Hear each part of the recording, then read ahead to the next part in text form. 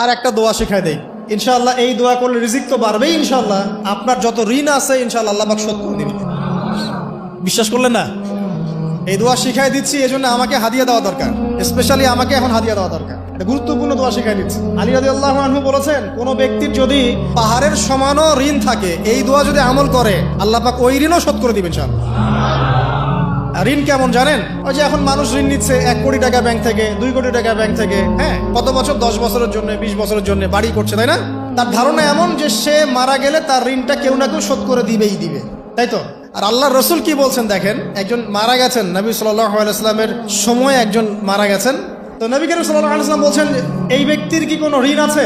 একজন সাহাবী বলেন, হ্যাঁ ইয়া রাসূলুল্লাহ, তো ঋণ আছে। নবীজি বললেন, তোমরা ওর জানাজা পড়ো, আমাকে ডেকো না, তোমরা ওর জানাজা পড়ে নাও, আমি জানাজা পড়তে চাচ্ছি না। আমি এখন কেমন করে আপনাকে বুঝাবো ঋণ কত ভয়ঙ্কর জিনিস?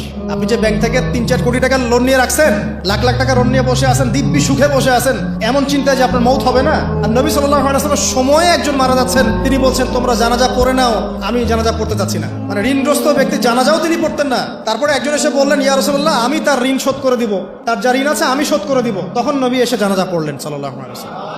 তা আপনার এই কোটি কোটি টাকা ঋণ শোধ করার লোক তো রেডি আছে নাকি? আছে না? সমস্যা নেই, আপনার জানাজা পড়া হবে, আপনার মিলাদও হবে, আপনার একটা বড়সড় দোয়াও হবে ইনশাআল্লাহ। কিন্তু আল্লাহ পাক বলেছেন, শহীদ, আল্লাহর পথে যুদ্ধ করে শহীদ হয়েছে, এই ব্যক্তির আত্মাও ঝুলে থাকে যতক্ষণ পর্যন্ত না তার ঋণটা শোধ করা হয়। এবার বলেন আমি কি বুঝাবো আপনাকে? আর কিছু বলতে হবে? তো এখন সেই দোয়া শিখাচ্ছি আপনাদেরকে, যে দোয়া শিখলে আপনারা ঋণ থেকে বাঁচবেন ইনশাআল্লাহ। কত দিবেন বলেন? আচ্ছা, হ্যাঁ, এই তো শুকরিয়া। দোয়া করবেন যেন আল্লাহ পাকের দিনটাকে আল্লাহর জমিনে প্রতিষ্ঠা করতে পারি। আমার সাথে বলেন, দোয়াটা হচ্ছে, আল্লাহুম্মা ইকফিনি বিহালালিকা আন হারামিকা ওয়া আগনিনি বিফদলিকা আম্মান সিওয়াকা। এই দোয়াটা ছোট না?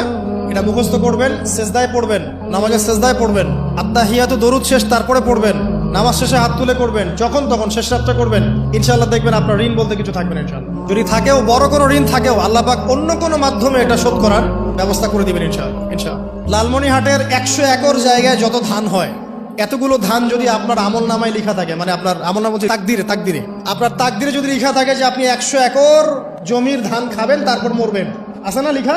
একটা দানা কম বেশি হবে?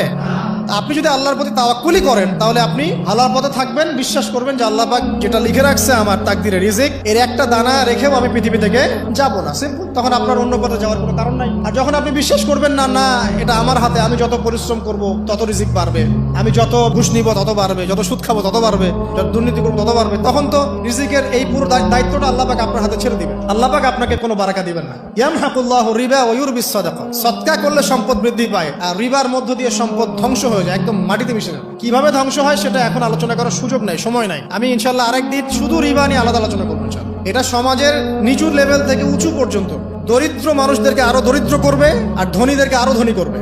সম্পদ এক শ্রেণীর মানুষের হাতে গিয়ে জমা হয়ে যাবে, সবার হাতে সম্পদ এভাবে সার্কুলেট করতে থাকবে না। আর যখন আপনি জাকাত ভিত্তিক অর্থনীতি চালু করবেন, সদকা করবেন, হালালে থাকবেন, ব্যবসা করবেন, তখন সম্পদ এক হাত থেকে আরেক হাতে ঘুরতে থাকবে।